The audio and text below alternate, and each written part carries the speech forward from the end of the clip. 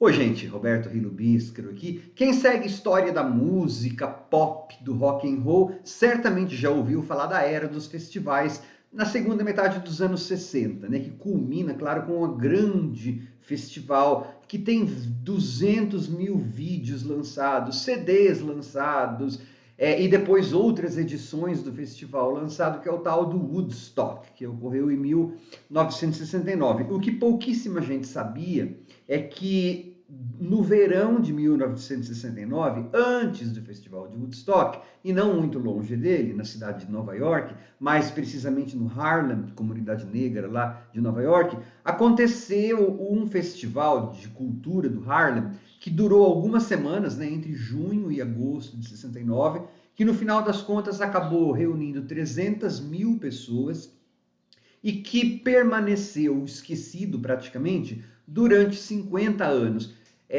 Alguém gravou todo aquele festival, tá? Com performances sensacionais de Stevie Wonder e um monte de outros artistas, só que assim, poucos clipes daquilo emergiram. Quando a gente assiste ao excelente documentário Summer of Soul, né, o Verão do Soul, que tem lá na Star Plus, a gente vê o seguinte, é claro, aquelas imagens e aquele áudio foram restaurados, tá? Mas assim, quando a gente toma isso em consideração, mesmo levando em conta, comparando com os áudios restaurados de Woodstock, a gente vê a superioridade daquilo lá em termos não só de gravação, mas também de performance dos artistas. Woodstock é muito lembrado, né? Tem o Joe Cocker cantando coisas legais, tal. Só que de forma geral, esse festival do Harlem, que ocorreu no Harlem, como eu falei, tive Stevie Wonder, Fifth Dimension, Nina Simone, Gladys Knight and the Pips, tem uma excelência de performances assim que deixa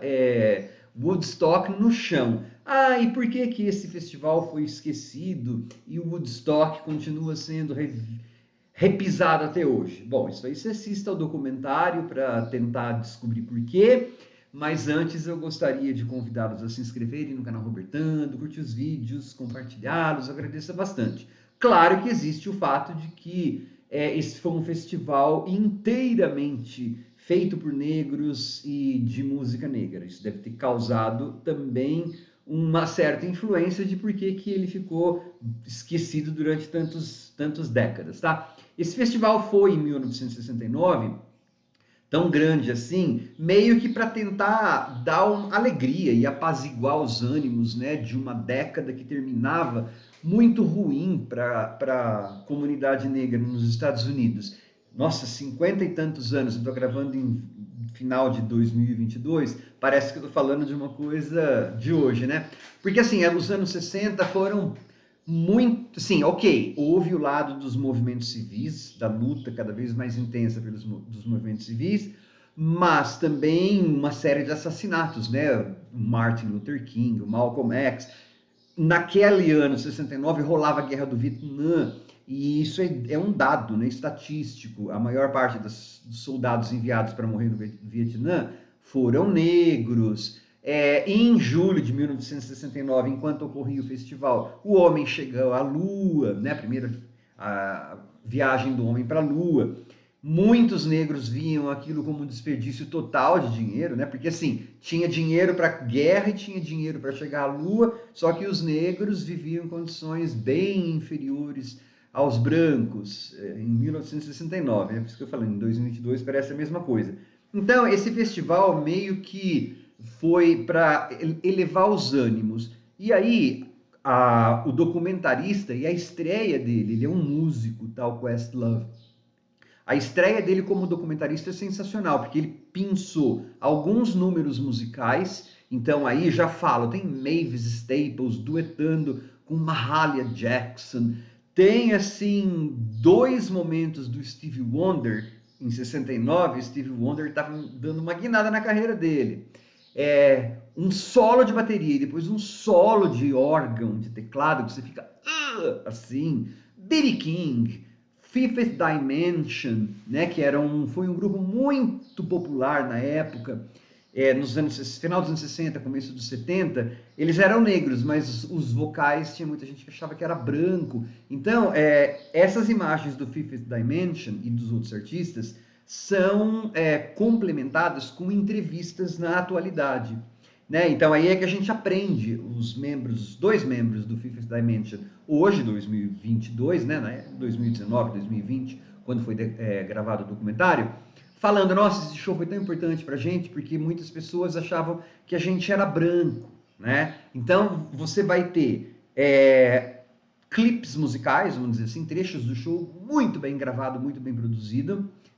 De novo, as imagens foram digitalmente tratadas, tudo, reconstruídas, só que a gente percebe que o nível de profissionalismo ali foi muito maior do que em Woodstock. Bom, e daí você vai ter pedaços contextualizando historicamente, falando por que aquelas coisas eram importantes. Então, desde falar da Guerra do Vietnã, dessas percepções do homem chegar à Lua, né?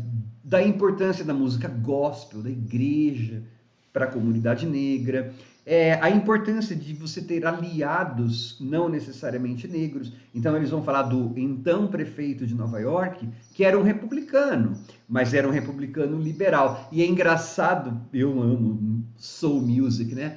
Quando o MC apresenta o prefeito, branquinho, assim, ele apresenta Our Blue-Eyed Soul Brother, o nosso irmão de olho azul. Blue-Eyed Soul é um tipo de soul music feito por gente branca. Então, para quem entende inglês, é legal isso. É assim, sensacional esse documentário. Ele dá uma contextualização histórica muito boa e ainda mostra artistas dando shows espetaculares, né? Pelo menos pedaços. A Nina Simone parecia uma rainha, assim.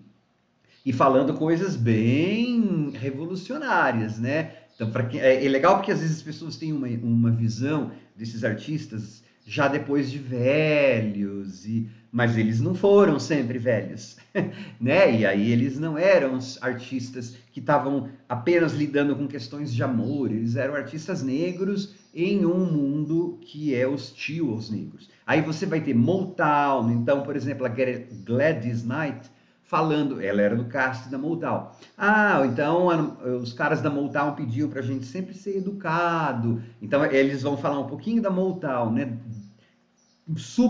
É um som super maravilhoso e super valorizado e muito importante para black music, mas a gente não pode esquecer que o som da Motown é uma vontade de embranquecimento da música negra, né? Tirando um pouco aquela parte mais, vamos dizer assim, combativa. Mas não só isso, né? Não pode reduzir a Motown a só isso, não. Mas no documentário eles apresentam esse link, né?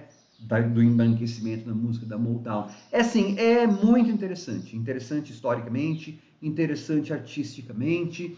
E espero que agora, assim como o tal do Woodstock, tem 300 mil lançamentos de shows e de não sei o que, e de não sei o que, esse Summer of Soul eles vão pegando os pedaços e vão colocando, né? Porque diz que tem horas e horas e horas de material gravado.